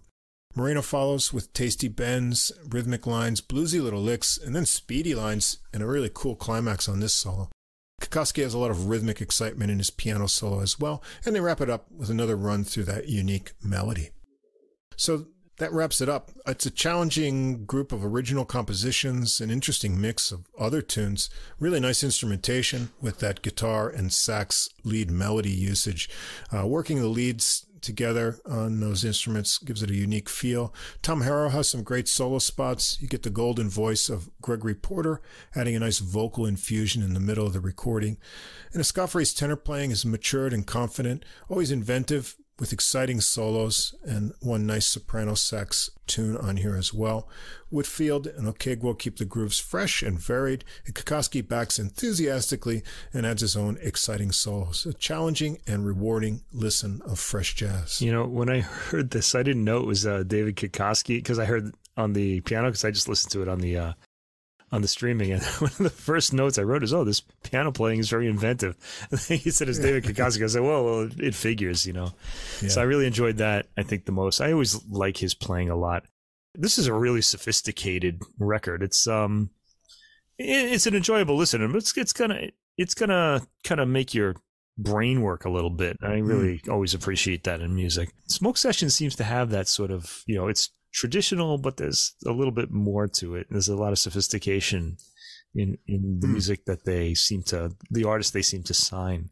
I liked, the Fender Rhodes and Piano by Kikoski. There's some impressive soloing also by Tom Harrell, of course, and from Escoffery himself. I wasn't too happy about the way the drums were recorded. The drumming is really fantastic. He's hitting hard, but I would have liked that to come out of the speakers and really impacted my solar plexus, but you know, this is what we got. It's good. I mean, it sounds good, and this is a record I'm going to want to hear again, I think, because I just found the soloing interesting, and I don't really feel like I absorbed everything that was on it. Yeah, good compositions. Take a while to sort them all out. That's always a good sign when you want to hear the record again, because you didn't get it all, because there's real content in there, you know. All right, another sax recording, and Chris Byars with Look Ahead on Steeplechase, and this came out April 21st. Now, Byars, same age as me, born 1970 in New York City, to musical parents. Check this out. His mother was a first clarinet in the American Symphony Orchestra, and his father, oboe and English horn in New York City Ballet Orchestra. So that's a musical family. But Byars himself changed over to jazz in his teenage years after an early career as an opera singer. Wow. During which he performed productions for the New York City Opera and the Metropolitan Opera, including a lot of high-pressure solo roles in the title role for the made-for-television production of The Spellbound Child by ballet master and choreographer George Blanchine. I just want to say, I once went out with the choral singers of the Metropolitan Opera, and you think, oh, they're not soloists, so they're just good. But no, we went to some bar and they sang solos. It was just unbelievable, like just the range these people had. So if you're up on the Metropolitan Opera stage, even as you know, especially when he was a child, it wasn't that long ago. Boy, you had to be really good. And he was in the 1982 PBS's Great Performance series. So a big switch over to the saxophone at the age of 13 or so, I guess. And then he went on to get a Bachelor's of Music and a Master's of Music in Jazz Studies and Performance from Manhattan School of Music. And he's been a musical instructor for the New School, also jazz at Lincoln Center, New York City Board of Education, and as a cultural envoy for the U.S. Department of State, he's performed educational outreach for school audiences in 58 countries around the world. And this is, I believe, his 17th album as a leader. And he's here all on tenor saxophone with all original compositions. And we're also treated to one of our favorite guitarists, Pasquale Grasso, on this recording. We've got some of his other common compatriots here. Ari Rowland on bass, a Juilliard-trained bassist. And we've got Keith Bala, a drummer from Austin, Texas. And we're going to jump right in with the first original composition, Times Square Lights. And we're in a swinging mood right away here. The trio gives an 8-measure intro, led with Grasso's guitar and a little drum break. It's a 32-measure, kind of 2 halves of 16-measure melody that start off the same. And you get a sense of Byars' relatively light tenor tone on the legato start of the phrases, with nice interplay and answering phrases from Grasso. Bala's clear cymbals mark out the swing over a chugging walk from Rowland. The Byars solos first, relaxed and melodic, and a great sense of swing. I'm reminded of the soft energy of Stan Getz's tenor sound. It's light in the upper register, but has a nice bloom in the lower range, and he has that similar unforced flowing execution on this tune and all through the album. Grasso solos next He's fluid with nice line connection and some playful rhythmic ideas, a few nicely placed double stops. Roland takes the first of many bowed bass solos you're going to hear on this recording. It's a little bit distant in the mix, but he keeps it really swinging and melodic with an airiness to the bowed tone.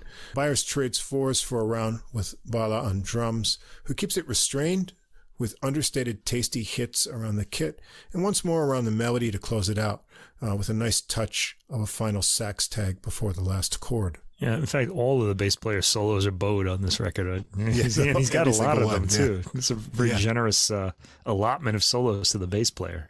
Yeah. Track 2 is called Melatonin. Like...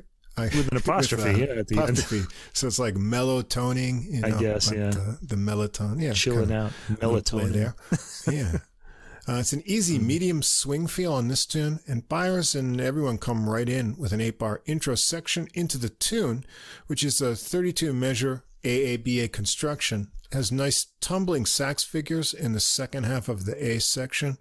Grosso solo's first here, melodic and fluid, and he's a lot more chilled out than a few years ago when we first heard him, and every solo was just exploding with notes. He really has got that mellowed a bit. Technique. I think he listened to the adult music podcast and took our advice. Could be. Yeah, because when we first heard him with Sonata Joy, remember he was like playing all over the place on that first track on that first album. But then we heard him like earlier on his own album, and he's also played all over the place. But it was amazing. Yeah, he's got monstrous technique. Yeah.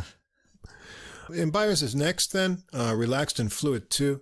Check out the cool slurry line that he uses going into his second chorus of the solo here. I really like that. Another bowed solo from Roland. And then everyone trades fours with Bala for some drum solo spots. Take it around the melody again, ending in a breezy higher note from Byars. Track 3 is the title track, Look Ahead. This one has a cool Latin feel 8-bar intro with some fun syncopated sax figures over a clicky drum beat. The melody gets more of a driving swing in an A-B construction. Sax and guitar work together on the A section, kind of swinging licks, and then the sax gets a little series of rising lines on the B section. Byars solos first.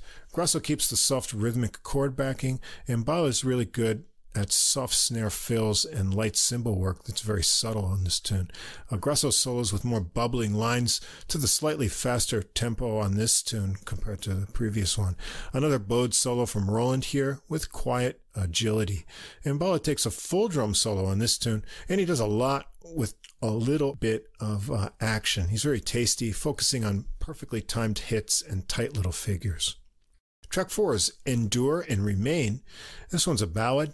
It's a 32-measure AABA melody. It starts minor, but it turns brighter in the second half of the A section and also for the B section as well. Grosso has some tasty arpeggiated kind of strums underneath on the minor chords and really tasty fills through the sax melody. Breezy and effortless phrasing from Byars, who goes right into a solo round with soft fluttering. A melodic solo that balances some low register fluffiness with higher reaches. Byars keeps on through the whole tune, connecting back to the melody with a little slowdown and a minimalist ending. It's very pretty. Track 5, Bophthalmology. Great name. That's another good title. A tune like Gaz Hughes was using for every one of his albums as a bop title. What did he have? Boptometry or something. I guess you got to run out of bop kind of derived names after a while. This one's got an 8-measure drum intro from Bala with some crackling snare drum in it.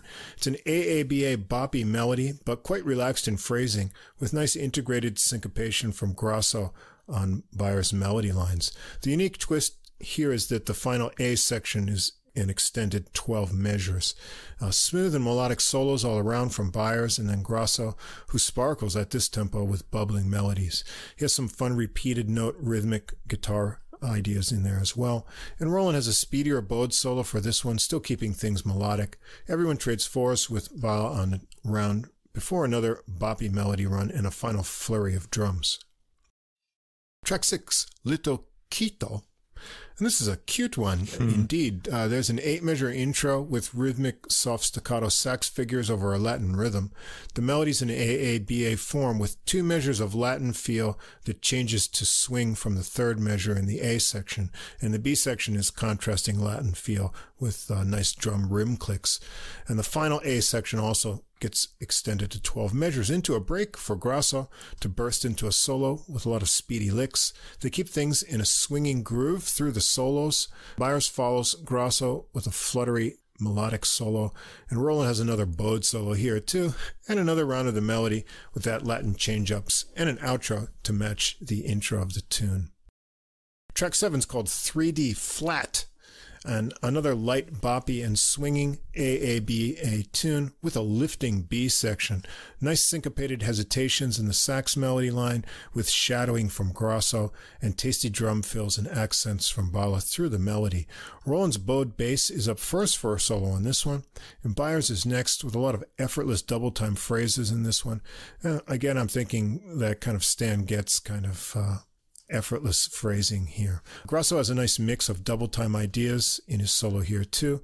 Another run through the melody with a little changed ending and a final drum roll to finish it up. And Grasso is surprisingly spacious on this track. He released a lot of space. Yeah. Track 8, 4 for Plov, P-L-O-V. An 8-bar drum intro pushing things forward in feel. It's a speedy, boppy 32-measure melody with chains of figures that build higher over the first 16 measures. Then they return to the original start for the next 8 with a final set of kind of rising riffs that are different in the ending section. Byars is out of the break for a fluid boppy solo. Nice melodic ideas, even with speedy lines. Grasso has some cool tricky rhythmic ideas mixed in here with some final harmonic fun before Roland gets to a speedy bowed solo on this one.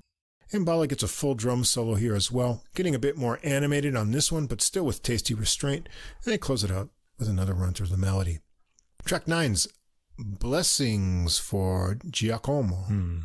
A waltzing ballad for this one. Bass and guitar get the 3-beat feel set up with a 4-measure intro, and Byars takes the 32-measure melody and continues on into a really delicate solo. Nice phrasing, spaces between lines, and fluttery triplet figures. It's all sax here, connecting right through back to the melody with more embellishments and final tasty sax phrases. And track 10, This Account is Private. Not a title you would have heard 10 years ago or 20 years ago. Bala gets us started with an 8-bar drum intro. Tight and intense cymbals let you know things are going to be speedy, and a little bit different structure here with a 16-measure super fast boppy melody handled with dexterity in unison by Byars and Grasso. We hear that twice, then an 8-measure bridge section before one more 16-measure melody section. Solos of speedy melodic lines all around here from Byars, Grasso, who ends up with some super fast interval ideas on the guitar, and then Roland's bowed bass. All 3 take rounds of trading 8s with Bala on the drums before another speedy melody run and a little tag ending with some drum flourish. So this album is called Look Ahead, but in many ways it's a glance back to great bebop with cool jazz sentiments in there as well. Byars has penned all originals with melodies that become familiar right away, and they could have come out of the 1950s or any time after that. There's an understated spaciousness to the recording that lets you hear everything clearly. Byars' sax playing is never strained. He's got a great tenor tone, always sounding effortless even on fast boppy material. And Grasso fits in perfectly here with complementary backing and enough lightning speed solos to satisfy his fans. Bala is a really tasty drummer who doesn't overpower the mix and keeps things tight with tasty solos, working well with Baron's tight walking patterns on bass, and a whole recording of bowed bass solos here. It's a real treat for all fans of traditional bop and post-bop jazz styles. Yeah, it's a fairly quiet and intimate album. You said understated, and that's a word I used too. That's a good word to describe this album. Another one is classy. All the playing on this record has like really nice class to it. Everybody takes a quiet tone in their lead instruments, which is kind of nice. It gave the album a really nice, intimate feel, as I said. Yeah. Everything is caught clearly on the recording.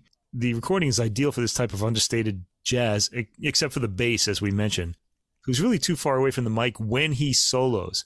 I think the quiet presence of the accompanying bass lines is what the recording was going for. It's kind of like a sort of ghostly background sort of feel. But once he steps out, they needed to turn that meter up so we could hear him a little better. And he's audible, though. I'm wondering, they may have something to do with the way they recorded it. It could have been recorded in a more kind of live interfaced space, and they just went with whatever natural volume levels came out from that setup. I think when he's like laying down the bass line when everybody else is playing, they wanted to like suggest his presence. I've heard recordings like that before, and that's fine. I like it enough. Having played the electric bass, I really like when the bass is right up front, like in The Police or something like that, when Sting plays or something.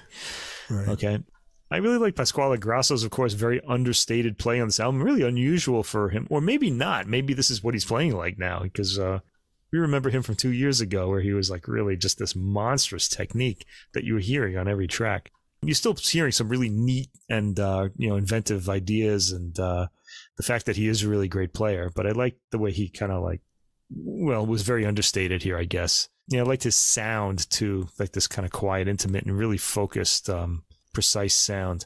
So, yeah, Byars playing is smooth, like you said, and he made me think of Stan Getz as well, because there's a slight breathy quality to his attack, and I like that a lot. Yeah, I just like the whole relaxed approach to even the up-tempo tracks. This was highly appealing, and I was actually looking for this CD on Amazon, and they want some ridiculously high price for it. I don't know. I'm going to have to sell some of my clothes to get this one. It'll come down. Maybe it's not out yet. SteepleChase is usually a pretty reasonably priced label. So, yeah, I just like the kind of overall maturity of the atmosphere on this recording and the effortlessness of it. It's just a really classy sound here. All right, in the last recording, we've got kind of newcomer with a debut recording here on Cellar Live, and that's Nick Green with Green on the Scene. And this came out also on April 21st. So Green's born and raised in Brooklyn. Yeah, Mike, like me. I was born in Brooklyn, from too. A family of hardworking immigrants. His father got him his first sax at the age of 8 when he saw it in the window of an old music shop. And Nick attended the Frank Sinatra School of the Arts, founded by Tony Bennett. Oh, cool. He spent 4 years in the jazz band there. You would think if Tony Bennett founded it, he would call it the Tony Bennett School of the Arts, but go figure. I don't know what the story was with that. So early on, he was influenced by the great old-time sax players Lester Young, Charlie Parker, and at age 17, he met one of his idols of the alto sax, the great bebop player Charles McPherson, and that's going to become evident on this recording. I heard a couple tunes by him. In 2014, he got into the SUNY Purchase College's Conservatory of Music, studying under Gary Smulyan, the great Barry sax player, and he got a bachelor's degree in music performance as well as a master's degree after spending 6 years there. And he's played all around New York at Blue Note, Dizzy's Club, Coca-Cola Jazz at Lincoln Center, Smalls Jazz Club, Mesereau, Ornithology Jazz Club, lots of places, and performed with, just to pick a few names, Charles McPherson himself, John Faddis, Gary Bartz, Steve Davis, Marvin Stamm, Pasquale Grasso, Bruce Barth, Joe Lovano. So he's already got a wealth of experience. As I said, this is his debut recording here on Cellar Live. And so Nick Green's on alto sax. We've got Joe Magnarelli on trumpet, a great New York bebop trumpet player, Jeb Patton on piano, Mike Karn on bass, and the well-known Kenny Washington on drums. And this recording was done at Van Gelder Recording Studios over in Englewood Cliffs, New Jersey. New Jersey. So you can't one of the finest. pick a place with more jazz history than that. Right.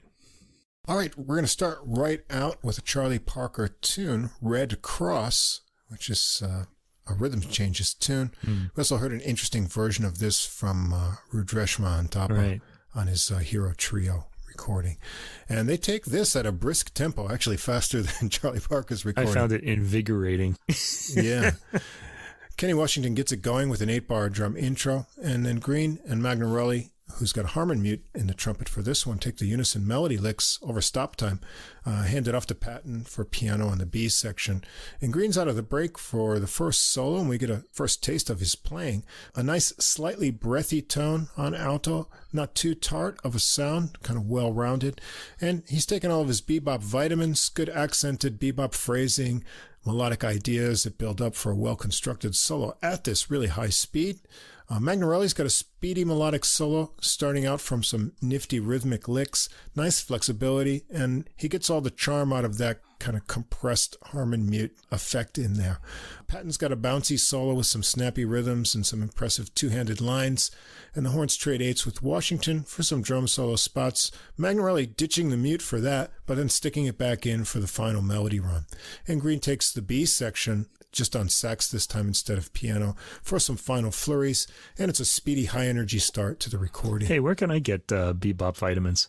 I don't know. I think I want to try you this. Want some? If it's going to sound anything like this track, which I really loved, I thought this was great. I want my personality to be like this track. Well, track 2 is going to be an original from Green, Cheatin', and it comes in with a pressing drum roll into a 12-bar blues tune with a medium swinging groove. Patton in the rhythm section take a round of the chorus, and Green's original melody here for the horns is in unison until a final split off at the end, bluesy with cute little falling figures in the phrases, and they take it around twice as customary. Patton's up first on a piano solo. He builds off simple right-hand phrases, nice hesitation, getting into more kind of boppy lips. Magnarelli starts his solo with some rhythmic interval ideas and gets some bluesy tastes before some more explorative double time ideas. A nice major scale kind of happy licks in there as well. Green builds a nice alto solo as well. Some harmonic tension in his lines resolved nicely, and I like his final phrase of relaxed eighth notes. Karn has a bass solo too on this one, and he keeps it melodic with a mix of snappy rhythms. A couple more runs around the melody with some final phrase repeats and a nice sax line to finish it up. Then we'll get a Charles McPherson tune for number 3, Horizons. It's got an 8-measure intro with anticipation building horn lines over bouncy syncopated bass and piano figures and a drum break. It's a boppy melody handled with nice dexterity in unison and then harmony parts on the horns. There are rhythmic change-ups to a Latin feel and a rhythm section dropout in the first 16-measure section. The next 16-measure section has different horn lines and then an 8-measure bridge with a Latin feel, and then we hear the first section again. Nice solos here are all around from Green, taking some chances with ideas and phrasing that he ties together nicely. Also, Magnarelli's got some interesting phrasing starts and stops and nice rhythmic licks in his solo on this tune. Patton's got a piano solo with a mix of boppy lines and rhythmic figures that he integrates well into the overall kind of arc of his solo, and another run through the melody and a vamping outro with some extra room for some horn fun as it fades out. Track 4, this one surprised me, A Handful of Stars. It's a kind of an old-time ballad that we don't hear too often. It goes back to 1940. Glenn Miller tunes written by Jack Lawrence and Ted Shapiro. It's got a really pretty title, too. I think it's an attractive song, too. I think I got a recording of this by Stan Getz, and I think, let's see, Diana Washington maybe did a version, and Toots Thielen's harmonica player, I think, recorded this as well. Green takes the melody solo here with nice phrasing, little bends, and just a slight vibrato for style. He's got a full alto tone with just a bit of breathiness. There's a little bit of rasp in the tone here. It really comes through on the recording, I noticed. But that goes away when he gets into the upper register where his tone is really nice as well. He continues right on soloing, a good relaxed feel even when pulling off snappy double-time phrases. And Patton gets an interlude solo here as well. Nice clean middle register phrases, finishing up with some classy two-handed synced up lines on the piano. And Green's back on the B section of the melody into the final A with some nice holds for soft sax figures to a robust finish. Jerome Kern standard. The song is You. An energetic fast swing take on this one. Green takes the A section of the melody with some syncopated change-ups underneath in the rhythm section. Great bass chug from Karn here. Magnarelli takes the B part on harmon muted trumpet with fine accents, and there's a Latin rhythm switch on the second half of the section. Green is out first with a topsy-turvy solo break for another good boppy solo, taking more chances and spots. Magnarelli ditches the mute for a snappy solo with some perky articulation mixed in, and a really tense harmonic choice of a note in there, but he resolves that nicely on the way. He's a really good bop player. Patton has an energetic piano solo too, connecting a lot of busy lines. It's another melody run with Magnarelli having some rhythmic fun licks on the B section and staying on for some backing lines under the sax to finish it up. Track 6, another favorite of Charlie Parker, All the Things You Are, Jerome Kern's tune, goes back to Very Warm for May, 1939. They ditched the often heard intro for this one, with Green coming right in without even the melody, just improvising right away at a medium swing clip. He stretches out a bit with some less boppy and more slow and lyrical lines.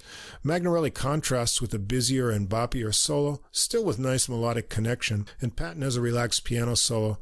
Karn gets a bass solo too, with some final double-stop notes, but they finish it up with the melody, starting out with Magnarelli, who hands it off to Green, and then that ominous outro phrase that we sometimes hear on the intro too, so they give you what you missed at the beginning to finish it off. Track 7, I saw this on the listing, Ukraine, Y-O-U-K-R-A-I-N-E, it's a song for Ukraine, and I was expecting a ballad, but no, it's a bopper with an AABA tune, harmonized horns, a little Latin change up on the A section, some cool horn and drum exchanges on the B section, and an extra 4 measures on the final A section that gets into a solo break for Magnarelli, but it's straight 8 measures for that section in the solos. Trumpet, sax, and piano solos, and then some new horn lines to exchange with drum soloing from Washington, who builds up the tension back into another run through the melody. Wait for the surprise final chord when you think the tune is over. It's not. I actually sent this track to Ukrainian students that I met here, so I'm wondering, they haven't responded yet. I'm just kind of wondering what they thought about it. They're bopping away. Yeah, maybe. There. Yeah. They're both into jazz, so I kind of thought maybe they'd cool. Appreciate the gesture anyway, at least. Another Charles McPherson tune for track 8, A Tear and a Smile. It's got a rubato intro of Green's sax melody over Patton's pretty piano. It bursts into a medium waltz with a clicky beat and a nice interplay of horn lines between the sax and trumpet. Green has an inspired solo here with soaring lines, rhythmic licks, and swirling phrases. And Magnarelli sounds really warm and fluffy here. I wonder if he switched to flugelhorn. It's got some smooth, relaxed phrases between his otherwise snappy licks. Patton's got an enthusiastic solo with ringing ideas into big chords, while keeping up the left-hand rhythmic drive. It slows down over the piano to a kind of rolling piano climax before a reset back to the waltzing feel for the melody, and Green gets some holds at the end to make a satisfying finish over.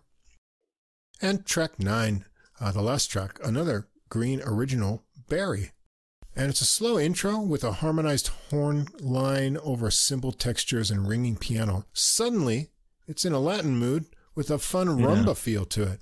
Happy horn lines with nice interplay, and it's an unusual 21 measure length melody that ends up in syncopated horn figures. They go around that twice.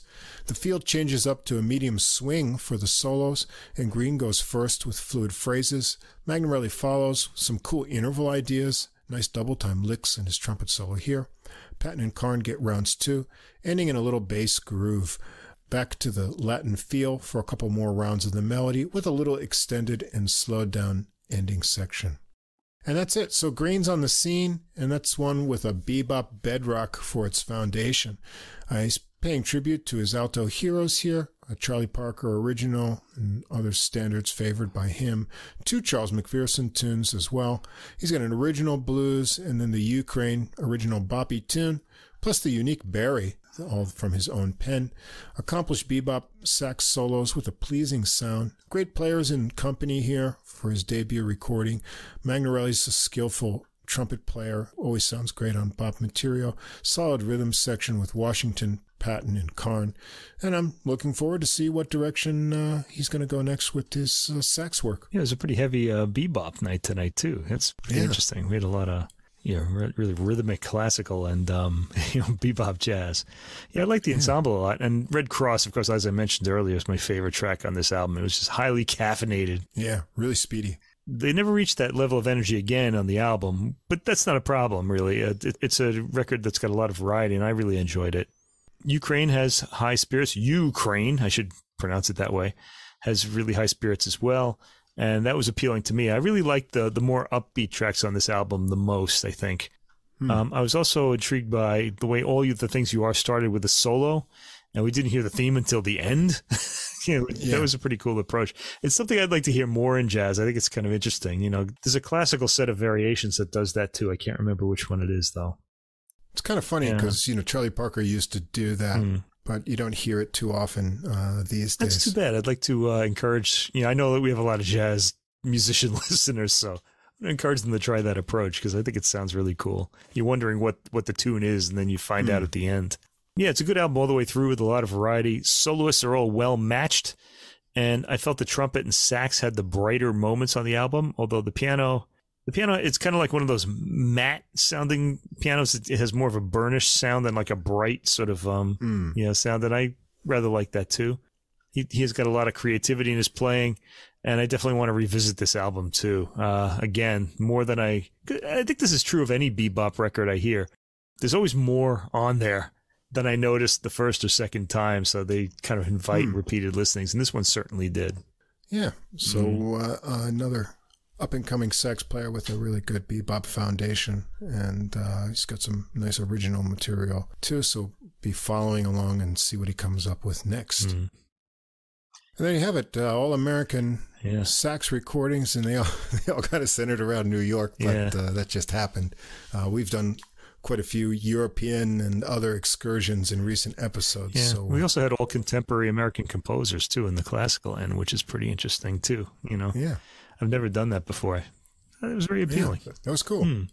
And for next week, we've got a plan. It's going to be a guitar episode, our spring strings, I guess. Something like that.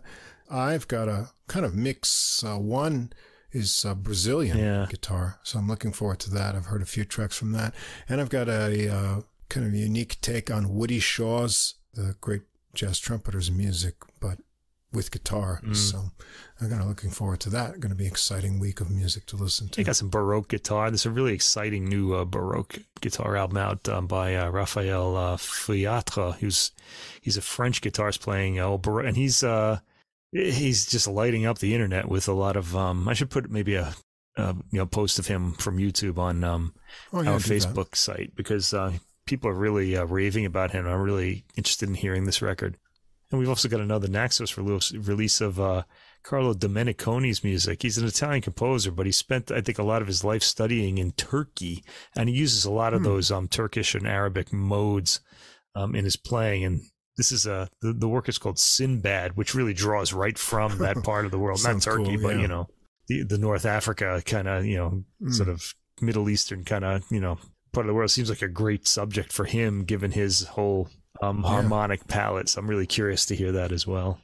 Cool. Yeah. So if you want to check out those recordings early before the next podcast, a few hours after this gets published, I'll have the playlist available on Deezer, and there'll also be a link to it on our Facebook page, so you can come check that out early. And as I said, following this episode right at the end, we'll get little promos from those other podcasts, so be sure to have a listen to what they've got in their introductions. And if it sounds interesting, you can follow the links in the description below for some more music-related podcasts.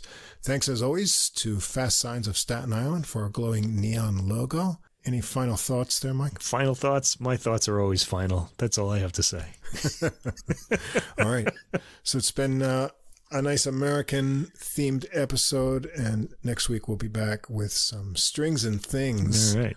With guitar. Well, that's a potential good title. I'll have to write that down. Jeez. Things. Right, as we now sign off and try to come up with a name for this episode. Title for this one, yeah. Gerald Albright, Maria Schneider, Charlie Hunter, Duke Robillard, Sean Jones, Walter Beasley, Steve Swallow. Something Came from Baltimore is a jazz, blues, and R&B podcast and radio show, and it's not really about Baltimore. Subscribe to the podcast and listen to your favorite artist or future favorite artist. That's Something Came from Baltimore. And be a part of that Be More music scene. Joe Lovano, Jeff Coffin, Paula Cole, Danuzo Makatani, Ann Passio, Ches Smith, Thumbscroll, mostly. Hi, jazz fans. This is the founder and host of Neon Jazz, Joe Domino. It's both a weekly radio show and interviews with musicians from all over the world, like the Netherlands, New York City, and back to Kansas City, the home of Neon Jazz, covering the rich history and modern world of jazz in a fresh way, featuring interviews with the likes of Arturo Sandoval, Sonny Rollins, Maria Schneider, and countless others. Find our weekly show on Mixcloud. Subscribe to the interviews via iTunes and YouTube. We are Neon Jazz.